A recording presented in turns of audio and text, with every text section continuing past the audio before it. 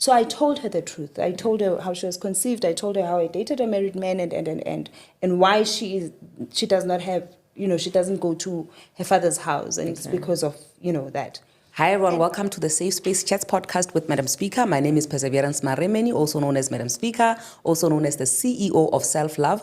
I am not going alone even today. There is somebody that I'm going to allow her to introduce herself to you. Hi. Hello. How are you doing, my love? I'm good, thank you. How are you? I'm good, thank you. My name is Ntombehle VIANTO Mtshali. Ntombehle is the name that I was given to by my parents. Vianto is the name that I gave myself. Okay. So yeah, I'm Ntombehle VIANTO Mtshali. I'm an author, I'm a mother, MC, preacher, speaker, all of that. Can I just ask you the name Vianto, where is it coming from? So I have a tagline that I use. I think I will tell you as we continue. Yeah. So there's a tagline that I use that is victory is assured. Okay. So there was a season in my life where things were just terrible. Things were going south.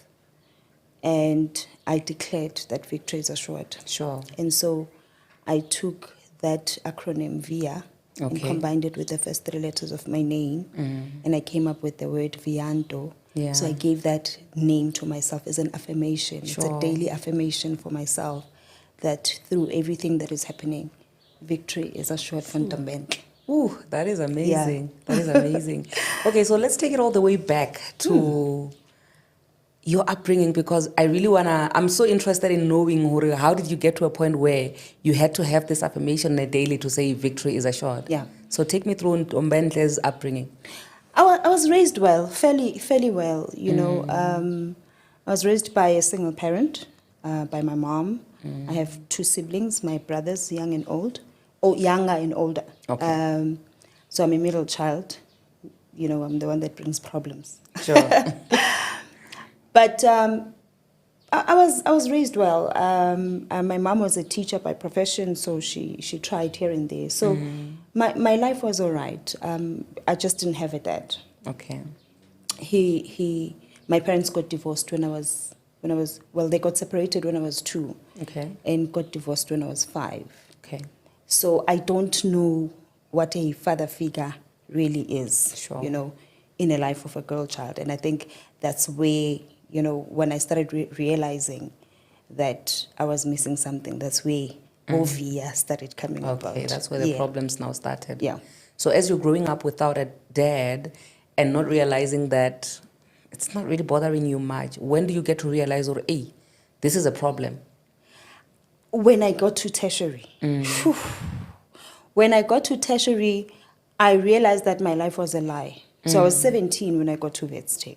Well, I'm the age group. Old school, you're revealing your age group now. It was tech for us at the time. Yeah. So when I got there, and I stayed at Res, right? So I stayed at Res and I saw girls having relationships with their fathers. Literally, people, so we'd have a period, I think it was Wednesdays and weekends, where we would sign in male figures, at Res, they were not allowed. So they would come into our rooms. And young girls would sign in their fathers. They for me, that was foreign. It was strange. It was weird. It literally made me sick. I could not understand what was happening. And only then I realized that my life was actually a lie all along. Okay. So what about having male figures or these girls having their fathers come in at Res made you feel like your life is a lie? So my mom, as I said, she was a teacher, Sure. Right? And in those days, the way there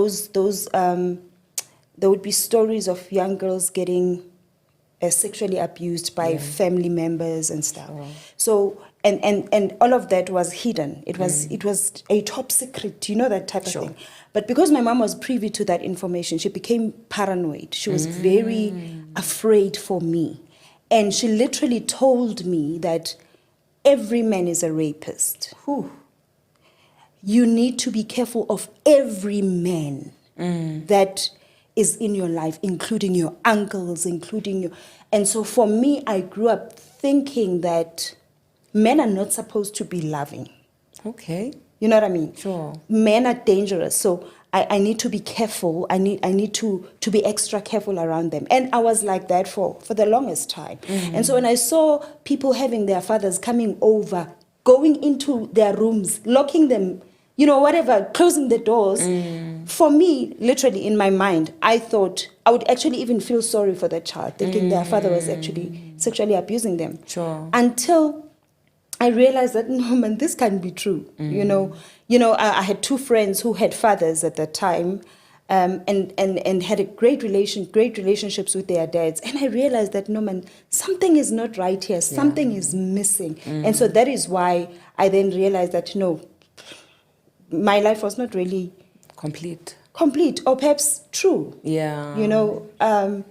It was, I've got a book, I wrote a book called I Weathered the Storm, and there's a chapter there that says, my unreal reality. Sure.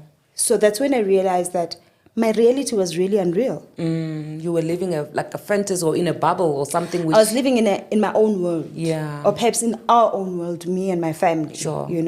And so when I went out to see what other people were doing, I was like, oh, okay. So, but I also wanted it. Sure.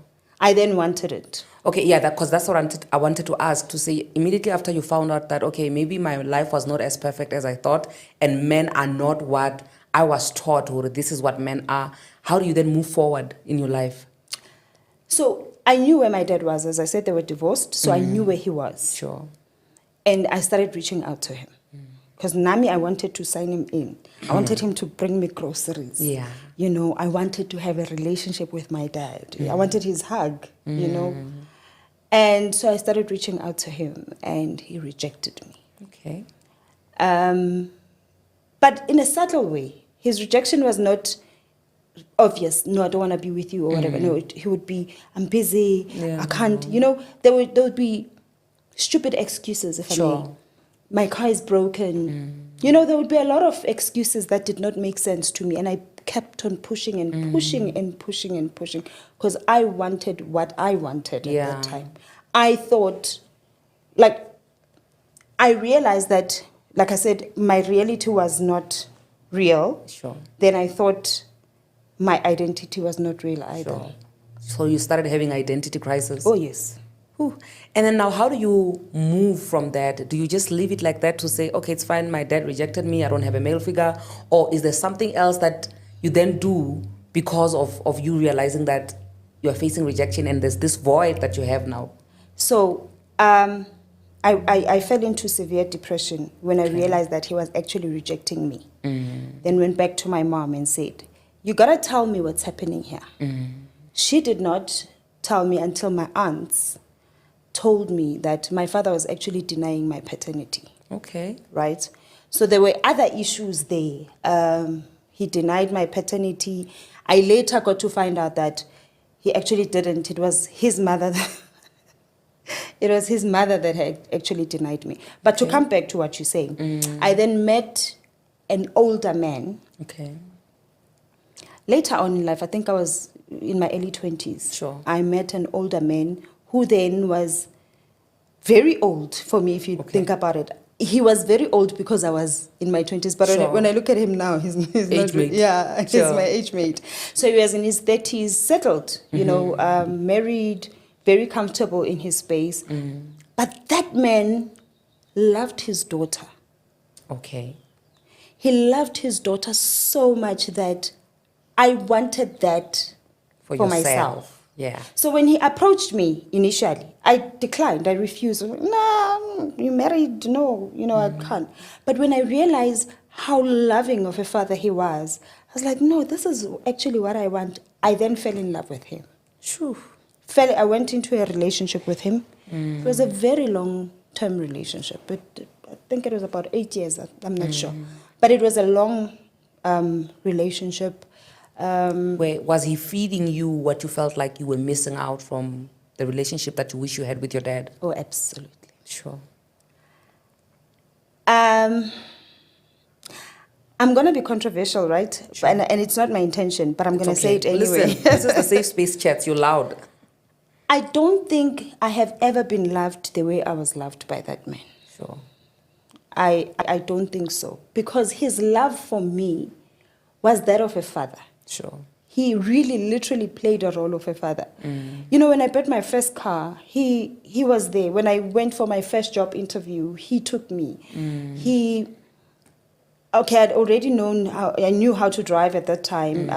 But he was involved. You know, he was involved in a fatherly way. Yeah. You know, and yeah, I really I was attached. I was really in love. So because when your focus was more on what you were receiving, which you felt like it was filling your void, so it was okay then. It was, Yes. you made an exception for being able to be in a relationship with a married man. Yes. And how did that make you, were you not even ashamed, Nyana, like maybe walking around the streets or something like that, the judgment? I could not understand why people were judging me. Firstly, I had stopped trying to reach out to my father. I stopped completely because this void was being filled now. Sure. And then I could not understand why other people could not see how complete I was. I mean, now there would be meetings. There were meetings. There were, people. I mean, you know, the ex-wife would. Sure. Why am I saying the ex-wife? But the wife. Oh, because the wife now He was still aware married. that Yeah, you... no, it was I mean, at some point we stayed together. Sure. He moved out and he stayed with me, you know. And yeah, but I could not understand why people did not understand why I was so drawn and attached to this man. You know, for me it was that was my normal. Yeah. It was what I had actually missed out on. Yeah. And remember, the only thing that attracted me to him was how he loved his daughter. Sure. You know, he was that guy that would take his daughter to the salon. He would, you know, do all the things that I did not have. And so he started doing that with me as well. You know, so for me, it was, okay, you know, I'm loved. finally... Why are people not getting this? Why people don't understand this? You know, so yeah, it was the relationship. That's how it went. So because you keep on saying was, I'm assuming this is like past tense now, you're not with this guy anymore. Oh, no, it's past tense. Okay, so then what happened? What led to you guys eventually breaking up? Stolen goods will always be returned to the rightful owners. Yeah. Nothing happened. Nothing drastic happened. Sure. That is why even to this day we have a good relationship. So I'm fast forwarding this. I don't want to put more details because that is actually in the book. Sure. But we stayed together. He tried to lobola me. My family refused because then I would automatically be in second wife. Yeah. Yes. And I don't know how, because the first wife was not even agreeing to that nonsense. I don't know why but anyway, then he then moved out. I stayed behind. We had a daughter at that. We then, I have a child with him.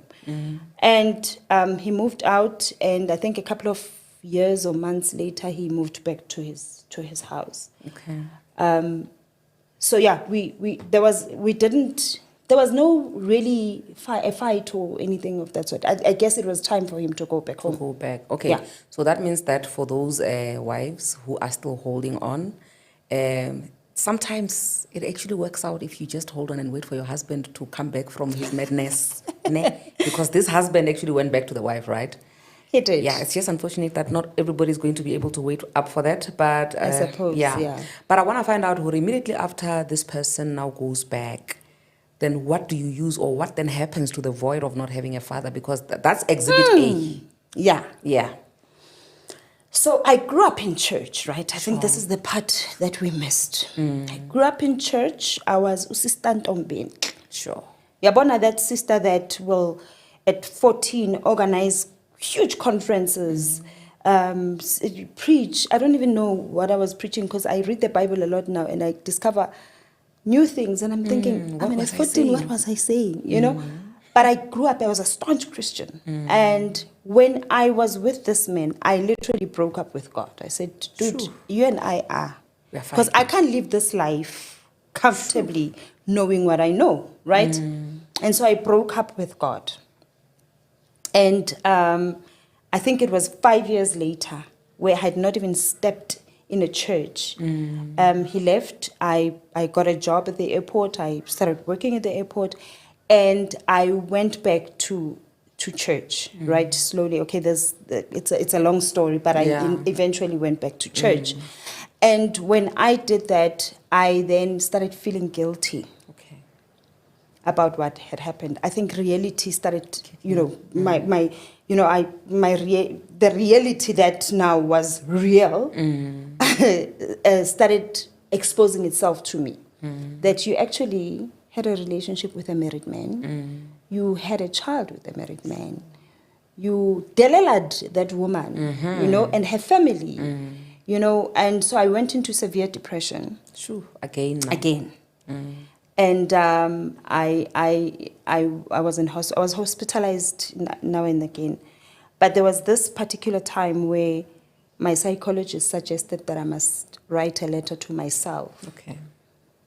And ask for forgiveness for what I had done, because I could not bear that pain. I could not, I with my daughter as well, I would even look at her and not know how to love her anymore because, I was caught up between whether she was a blessing, the story of Isaac and Ishmael in the Bible. So I don't know if this is an Ishmael, and how do I love an Ishmael? Is this an Isaac? It was just very hard for me.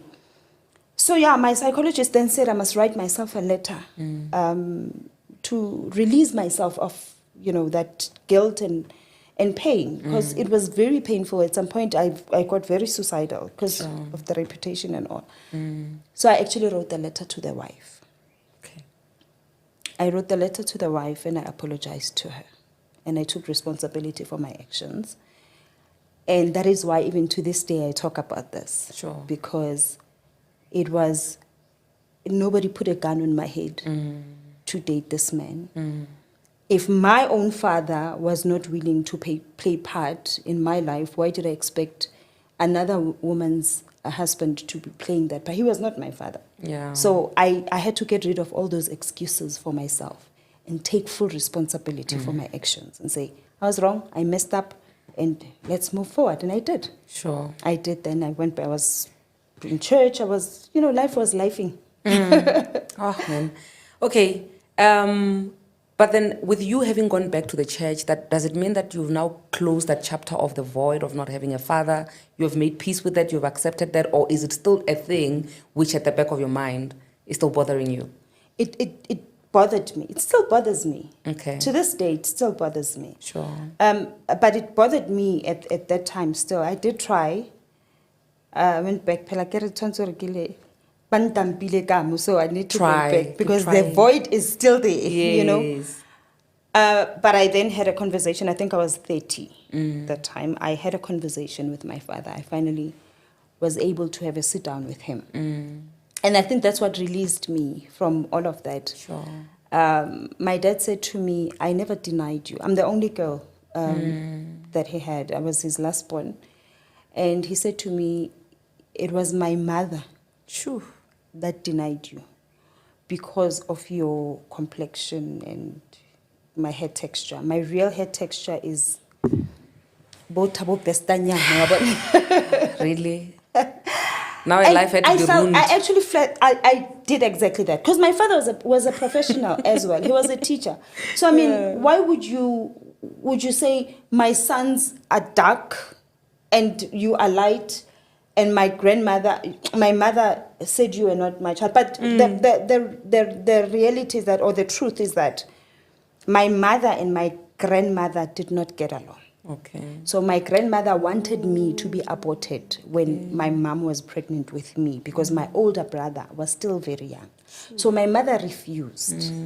And so that's where the problems really started. But those were not my problems, really, So we had that chat, we had that conversation. In a way, just a little, maybe a certain percentage of guilt was then removed from me, and anger and longing, and the desire to be with him. I was 30, man. You knew better. I knew better.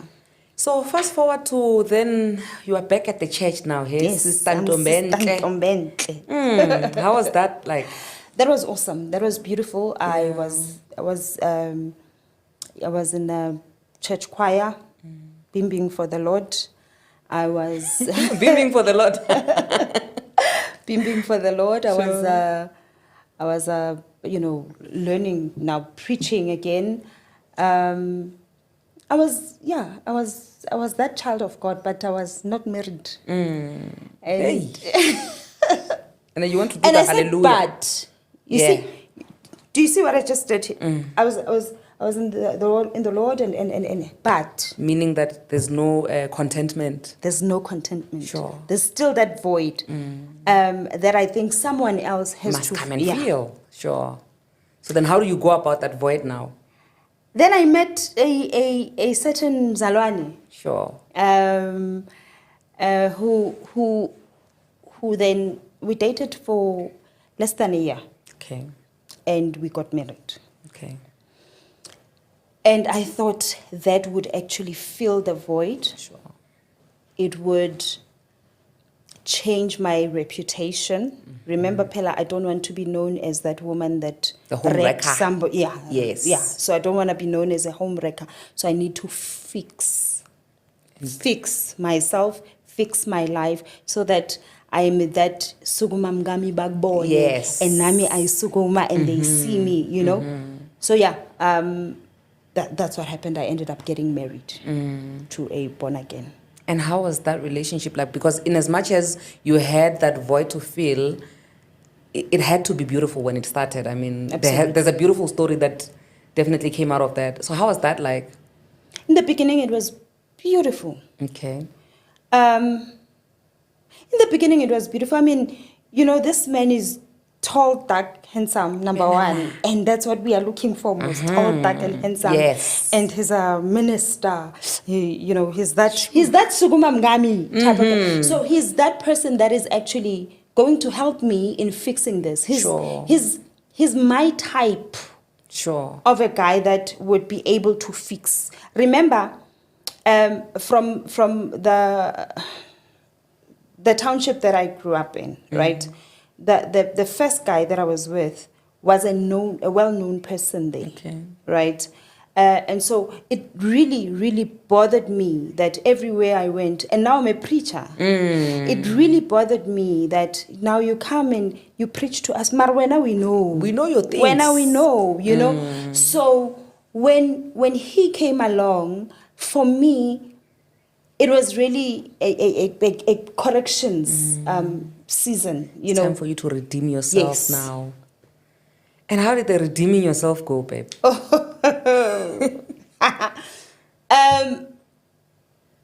It went very badly, very fast. Yeah.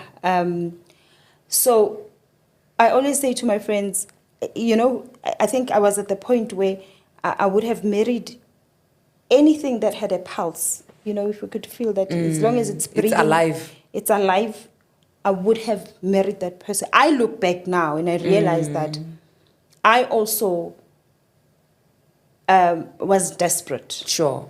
Let's so you were like literally ready for marriage. So you marry anybody that says, I want to marry you. Yes. Sure. Because that marriage didn't last long. And that marriage was very abusive in every aspect, every way, financially, physically, okay, except sexually, but other forms of abuse, right? And I held on to it. Because of the title? Because of the title, because of the corrections, because I can't be divorced. I mean, I did not have this. And now I've got 3 more kids. No, 2 more kids, so I've got 3 kids. So I don't want my children to grow up in the setup that I grew up in. And they are girls, and so I don't want them to miss what I missed. And so I held on, and it was bad. It was terrible for me. And the sad thing about it is that there were red flags in the beginning. I sort of knew that marriage was not going to last. But you were going to make it work because even though you were a prayerful woman anyway. Yeah, I get it. We are fixers. Yes. So just tell me one incident or one example of the red flags that you saw. This one is going to be my downfall, but you let it slide. The first and the most important one was that when he proposed to me, when he asked me to marry him, he said to me, I'm ready, whatever, sharp. And then he said, but there's one thing that you must know. I'm not going to work. Eh? Yes. So who's going to work? I should have asked that. But I didn't.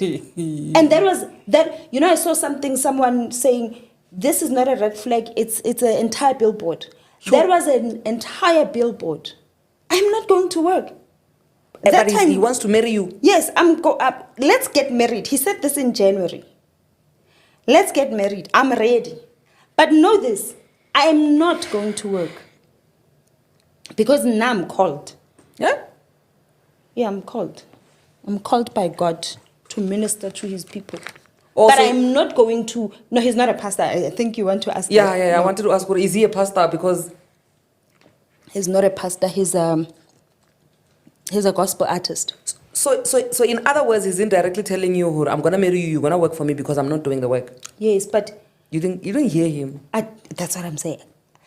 You see, the thing about this whole thing with some of us, both church girls,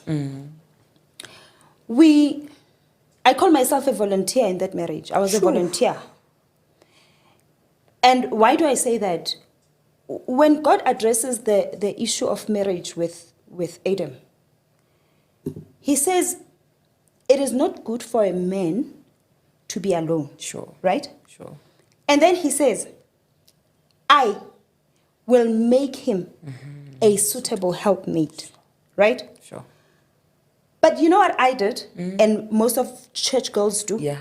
We volunteer our services. We make ourselves the suitable helpmate. So in this case, God says, I will make him a suitable helpmate. Mean I saw myself as a suitable helper.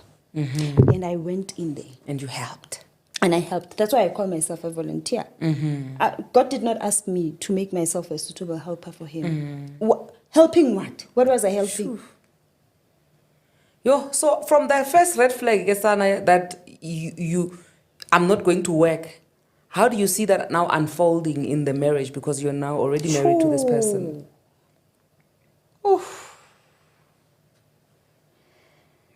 The financial abuse. My goodness. You know, I was that type. You laugh about it now, but do. You know, we're always talking about Dr. Nandip. Sure. Right? Thinking, why does this woman do this? Why did she have to do this? We all ask those questions. But I believe that some of us, or most of us, have had our Dr. Nandipa moments. Sure. It might not be the same as hers or as drastic as it was for her. But most of us actually have that Dr. Nandipa. So my Dr. Nandipa moment was me getting him. I was an enabler. I was an enabler in that marriage. He wanted to live a certain lifestyle. Sure. A lifestyle that he did not want to work for. I funded it. Sure. With little salary, by the way. I was just a salary person, by the way. With little salary, I funded it. He would want people to see him a certain way. Yeah. You know those guys that would come in all dressed up, smelling good, driving your car.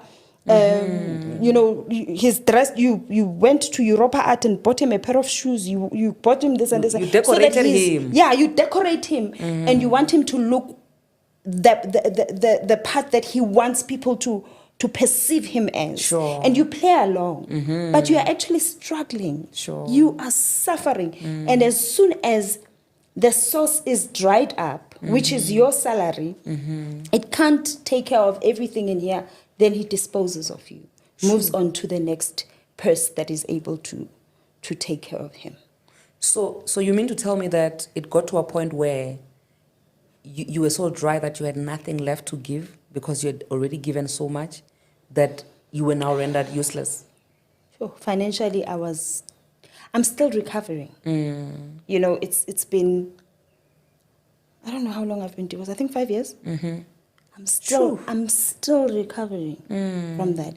I mean, just the other day I was laughing that there's a loan that in fact, I'm going to say the amount. There's 425 rands that is left of that loan. Sure. that I'm going to, finalize soon. And that is the loan that I took on my name and gave it to him to sort out other financial problems in the house. Joint financial problems or his own financial problems or what? Well, Others were his and others were Okay. joint, were for the household. So you took that loan so that you can settle all your problems in the house and live Yes. happily ever after. Yes, and so I'm finalizing that loan now. And I took it, I took it because we had agreed that he was going to pay for it. Okay. It was not going to fit in my budget. Sure. Right? So he said to me, take it, I will pay this X amount every month. And we agreed. I think he paid once or twice. I think maximum was twice. Guess what he said to me? Yes, I quickly want to fast forward. We are now divorced. We are fighting because it does not maintain his children, and there's some drama. And I said to him, yeah, and there's a loan that you are supposed to be paying, and now I'm left with this loan. And he said, I didn't take a loan, man. Shoo. And I don't have a loan, man. Ooh. And guess what? He doesn't have a loan. He does not have a loan. He did not take it on his name. It's my loan. Yo. And I was like, I looked at him and I thought, I could kill this person. I could kill him. Sure. And then after the whole financial abuse and you being stuck with loans that you can't repay, how is that affecting other aspects of your life? I think the major one was having to move from my place, from the place that we were trying to buy. Okay. Obviously on my name. He moved me from where we were staying. We moved to on his side of the family, his side of town. And we were meant to buy there, and he moved out because he could see, this one does not afford me anymore. Okay. He moved out, and I was stuck there with babies. So he moved you from where you were staying, Yes. closer to your family, Yes. to somewhere where it's closer to his side of the family. Yes. He abandons you there with the kids and he moves out. Yes. In fact, he only stayed there for a week. And then moved out and went where? Where he is now. So what do you then do when you are left there with the kids? What is the next move? The next move was then for me to move back. But now the bank is here. They want to repossess the car, which ultimately they did. They repossessed my car. The lady that we were buying the house from said, listen, I'm not renting out the house. If this transaction is not happening anymore, please move so that, I find a buyer. So I'm homeless nyana now. Sure. I've got a 6-month-old. My children are 11 months apart. So the other one was 6 months. The other one was just over a year. So it's a mess. So I moved back. I struggled financially. I struggled. Yo, I struggled. And he's not even sending a cent that time. I struggled. And then have you already given up on your marriage at this point, or are you still hoping that it's going to work out? And how is it affecting your health, most importantly? Because oh, sis. Now, at some point, I had a heart attack. I went into depression again. But I was I wanted to hold on to the marriage. Please don't judge me. No, we're not. No judgment aside. I have judged myself a lot. Enough. Yeah. But I really wanted to hold on to the marriage. Yeah. I think for me, I believed that marriage was, or perhaps my marriage, because of my past. Yeah. My marriage was meant to clean up my past. Okay. And so when I saw that the marriage was about to end, I did not see who I would be. I struggled a lot with identity. I really, really did. I remember at some point seeing my psychologist, and I said to her, I'm so scared that I'm going to get divorced from this man. And the main thing that frustrates me is that who am I going to be called if he leaves me? Because I'm Mamu's Banban. We are a couple, we go to church together. So I held on to that. I wanted that. Yeah. I wanted Uguti, when we go to church, I can't go alone. Sure. And if I do go alone, I still have to be acknowledged as Mrs. So-and-so. You know, so I wanted to hold on to his name. And my psychologist said to me, who were you before you got married to him? And I said, I was Ntombehle Mtshali. And she said, you will be Ntombehle Mtshali. And you don't want to go back to Ntombehle Mtshali because crisis there as well. Because there was crisis there as well. Shoo. There was crisis there as well. So yeah, but he was adamant that he wanted out. Yeah. And he left the marriage. Because Vele, he said that he doesn't want to work and you can't provide for him anymore. Yes. And then what happens to you when you have to now pick up the pieces of all of that? You know, when the Bible says God is Jehovah Jireh, I saw that in my life. Sure. I saw that. I saw that we are really not alive today because of money in our purses or accounts. It's because our source is God, and He makes a way where there's no way. I don't know how I survived. I really don't know, because at some point, even that side of umsebenzi, you know, around COVID and whatever and whatnot, our companies were shut down and whatever.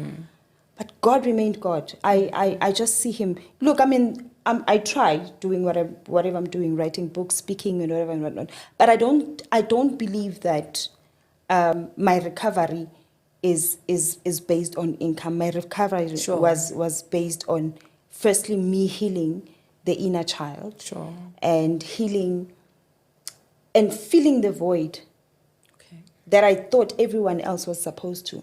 You know. So I did survive. Now, Babantwana, they are big ladies now, big girls rather. You know, because I think the most important thing that I would love to be a lesson is the how part. How do you get to a point where you dust yourself from all of that and become this woman that you are today? Because the transition part, I think that's where a lot of people find it very difficult to actually step. I think first it was through acceptance. Okay. I had to accept that I also made mistakes. I flopped in my decision making, and I would have to correct that. I mean, imagine if today I were to say I'm dating a married man because my dad, you know, I mean, how crazy would that be for me? You know? And then I kept on declaring that victory is assured. Sure. My victories are, and I started saying it. You know, there's power in your tongue. There is really, really seriously power in your tongue. I started speaking it, started seeing it, I started seeing opportunities. I started grabbing on those, you know. And I started healing. It was intentional about my healing. Because, I mean, there was a time where I was fuming. I was furious. I mean, I hated that man with everything in me, you know. And I started healing. I healed myself, and I started forgiving myself as well. I forgave myself because at some point I thought, I get a little I did this to another woman, so it's probably it's because karma. It's karma. But there's no condemnation to those who are in Christ. And so for me, I stopped condemning myself. And I said, okay, this was a lesson, and this is a lesson that I'm going to teach other people. Sure. You know, I turned my lemons into lemonade. Okay, so, but then in all of this, how are the kids when you are still in the mess, and, you know, mentally it's affecting you, financially it's affecting you? How is that affecting the kids? The two little ones were not affected that much because they did not see. They were too young to see, right? But the older one, my firstborn, oh man. Oof. And she's such a sweet somebody, you know, and she loved her stepdad. And when all of this happened, you see, with my ex-husband, he would beat me up in our bedroom where my daughter would not see. So my child did not know that side of him, you know. So my child thought he was a god of our house. Sure. So she was in love with him. She loved him for herself and for me. And you also loved it for her because she's getting what you didn't have. Exactly. Yeah. Oh, exactly. Although she does have a relationship with her own dad, she does. Yeah. But I think for me, she was more hurt. Well, no, it can't be that she was more hurt than me. But she was very hurt. She was very hurt. I really, there was a lot of work that needed to be done, you know, from our side. Because Guy was also not interested, because I would beg him, okay, tell her we are leaving. Sure. You know, I remember there was a magistrate who said to him, we had a sit down, and she was a family court magistrate, and that woman said to him, the least you can do is to have a conversation with this child, because you're claiming that you also love her. And he said, yeah, next week I will arrange for me to meet with her. To this day. Sure. Because now you're trying to pick up the pieces of your own life and the pieces of your daughter's broken heart. Do you involve her in picking up the pieces where you are being realistic with her? Because you are the only one who is left with the mess to clean up, right? Do you involve her, or do you pick up your own pieces first and then her? How do you maneuver through this whole thing? You see what I've just told you now? The story that I've just shared with you? I sat down with my daughter and told her everything. Sure. I told her from how she was, who she was conceived with. Like, she knows her dad, because the dad is active, very, very, very involved, you know, very involved in her life.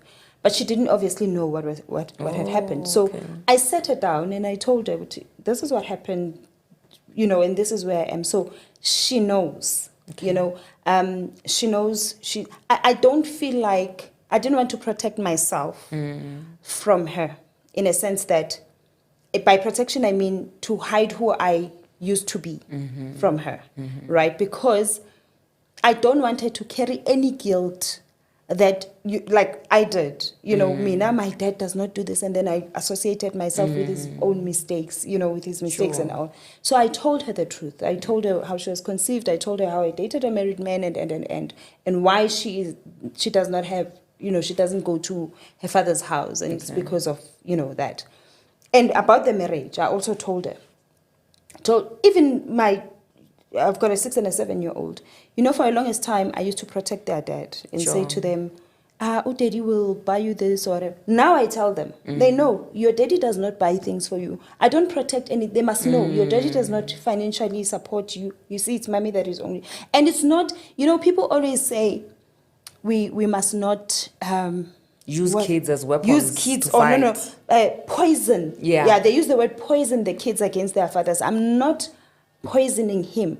I will not protect someone who's not protecting himself. Sure. If he wants to maintain the children must say, my first baby daddy maintains the daughter. And she knows my dad will be doing this. And this is something that I've communicated with her. So the 6 and a 7-year-old, they know that their dad is not doing it. And I tell them to love their father. He's their father, you know. But they must know that I'm the only one that is responsible for their finance, for the finances of, for them. Yeah. And then because I think about a week ago, I was speaking about something relating to raising 2 different kids from 2 different dads, where the other one is present and is providing, and the other one is not. Yeah. How is that working out in your household?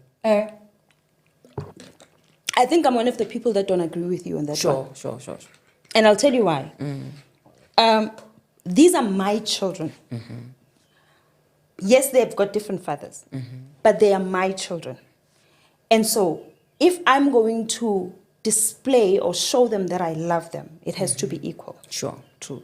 Right? And so if my children, the other one can't have a branded shoe, and the other one has, you know, those easily no name no name shoes, and then we say it's your daddy will do this, and no, not with me. So what happens when, because you're saying your first baby daddy is present, right? What happens when he wants to buy things for your daughter? You know, and I'm getting emotional. One thing about my first baby daddy, guys, and it's unfortunate that I have to say this, that man is such a father. That man would never buy things for my eldest daughter and not the little ones. Sure. You know?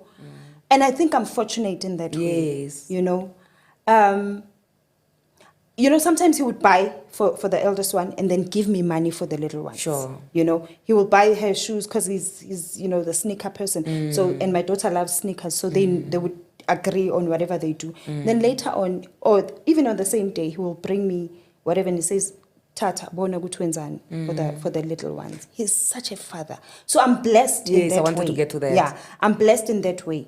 But me, personally, to be honest with you, What were you gonna do? I was gonna sell the ones that are very expensive and share among all of them. I promise you. So you were gonna be an unfair mother to the one whose father is. It's not unfair. Affording. Okay. It's not unfair. I was going to be a mother that loves them equally, and I was going to show them equality. Let me tell you what I do, and this is a joke. It's a joke in the house, right? Sure. My children, the youngest ones, will come to me and say, "Mommy, please don't tell Sislihle, the oldest one, that we want to prank her. We are going to prank her and whatever and whatnot." And then I tell the sister, I would say to the sister, "You know, the kids said I must not tell you that they want to prank you to do this and whatever and whatnot." And this happened yesterday, actually. And then the eldest one would say, "You know what I'm doing? I'm actually pranking them." She tells me. And then I then call the little ones and say, "Sislihle said I must not tell you that she's pranking you. You know what I'm trying to do? I'm trying to show my children, even in us joking, that you can't trust me with your sister in a bad way. You can't trust me to do bad things with you. Yes. You are all my children, and I love all of you, and I love you equally. So if it means that I would have to sit down, the eldest one, and say, this is the situation right now. Your daddy bought this for you, but I cannot afford to buy the same thing for your sisters. And for her to understand that we share here in this house. Sure. You know, and my dad got me this, and I love it, but unfortunately my sisters don't have it. And this is a seed that would be planting for them even when I'm not around. Sure. That they will be able to take care of each other even when I'm not around. Because if one knows that it's my daddy's, my daddy did this for me, my daddy, that is the, you know, you're creating this gap and separation with your children. I think the one comment that I actually saw was somebody who was saying that they resented the other siblings. Yes. Because how then is it my fault that your father can't afford the same things as my dad? So now I must suffer because our mother decided to go with a guy that is not supporting you. So to a certain degree, for other people, it does cause friction amongst the kids. Because in as much as the intention is good for you, like you have pure intentions, your intentions is for your kids to actually be united and be one. But with other people, and your case is a very fortunate one, yes? Because no, it is. It is. It is. You know? And that's why I always say, that man, Shem, it is a fortunate one. Yeah. Because it's too deep and it's complicated for other people, because with others you'd think, okay, the right thing is for me to actually bring it here, let's share, but then you still cause the division that you are saying, or you don't want to cause the division amongst your children. But if you flip the coin on what you just said, on that one saying they resented the other children, it can still happen with the children that are not being provided for, to resent the other one. So how do we really fix it? For everyone to have equally, I mean, there's nothing that we can do at the moment, because at the end of the day, kids are not supposed to be managing our finances. Sure. Right?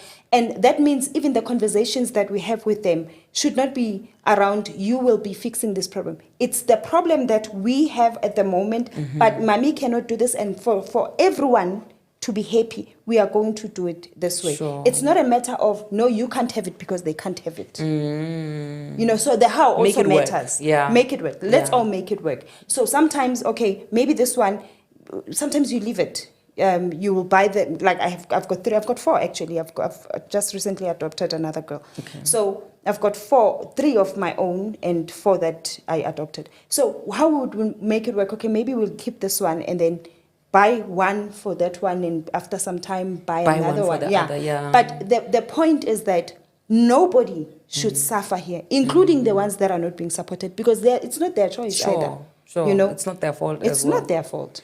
Yeah, I think because of all these terms and conditions and different ways of doing things, I think at the end of the day, as the mother knows best. Yeah. Even when what mother knows as best does not always yield the best results. Exactly. Because I'll give you an example, going all the way back to when you said that you were denied or you were rejected because your grandmother felt that you were not belonging to your father, right? And your father decided to listened to his mother because mother knows best, even though it did not yield good results. But at the end of the day, we do what we can as mothers and we do what we think is best. You get what I mean? Yeah. So I feel like even with us, with the things that we are doing right now, in the future, there might be certain things that our kids can always come back and accuse us and say, because of you and the way that you decided that you want this thing to be done this way and that way, I'm suffering right now.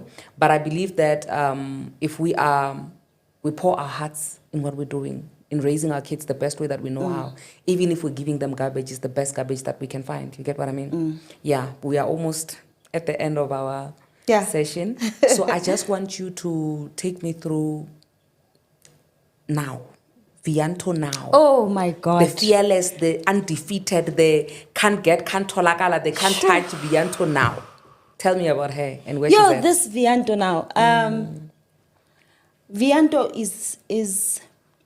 has healed. Sure. So she's a healer herself. Sure. Right? Vianto has grown. Vianto is more loving. I read a scripture the other day. It says the love of God is poured into our hearts by the Holy Spirit. And I said, Lord, every morning, please pour the love of God into my heart so that I can display that. I can show the love of God. Vianto is more loving.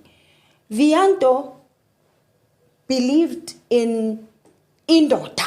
Yes. She still does. Yes. Vianto still believes in indoda, but she's more wiser now. Sure. You know, red flag is a red flag. I'm not Mrs. Fix-It anymore. If you come and you say, this is who I am, or if I just sense that this is the route that we are going to, but I've got kids now. I have to think for my children. You hire and fire, Mama. Yeah, no. I hire and fire. And I'd rather be called names. Yeah. It's okay. Yeah. But I will not get into something because I feel witty, you know, there has to be ubaba sitting on my... Marriage is beautiful. Yes, I love it. I want it. I want to get married again. But I want to do it right this time. Yeah. Happy. My second book is coming soon. It's devotions though. It's it's not, it's my prayers that I make every morning. Yeah. That make people think, hey, this one's got everything together, you know. So I'm trying, I'm striving. You know, your book is one that I feel like you need to read that book, you know, because the things that we've spoken about today, they're not even it's like a drop in the ocean of what is in your book. And I feel like it is more like it's a tool for healing. Absolutely. Because through other people's stories, as a person, you are able to also realize that you can relate, you're not alone, and understand that. Because I feel like even with you, had you known that there are people who can relate to not having a dad and this and that, and be able to have a mom who is open to have these conversations, a lot of things that you went through would have been avoided. I agree. You know? Absolutely. So I feel like us being able to open up like this is such a blessing to, like, children of God don't have to suffer as much as we suffered. They don't have to walk through the same journeys that we have walked through simply because we are here and we are speaking openly. And I cannot thank you enough for joining us and being able to share openly with us just your journey of becoming Vianto. Yes, ma'am. And Thank still you so standing much, here. Yeah. No, I appreciate the invite. That book was, I had to be as bare as possible. I had to be as naked and truthful as possible. You know, there's nothing hidden there. All the good and the bad are in there, you know, so that people can also relate, like you say. Yeah. And what are your parting words? My parting words is that your identity is not in people. Sure. Be it your parents, your identity is not in people, it's in you. Sure. Find yourself, find your identity, then you're good to go. Sure. And victory is assured. Victory is assured. Amen. With that being said, thank you so much for joining in. We will see you on the next upload with me and Vianto signing out. Peace. Thank you so much. Thank you so much. Thank you.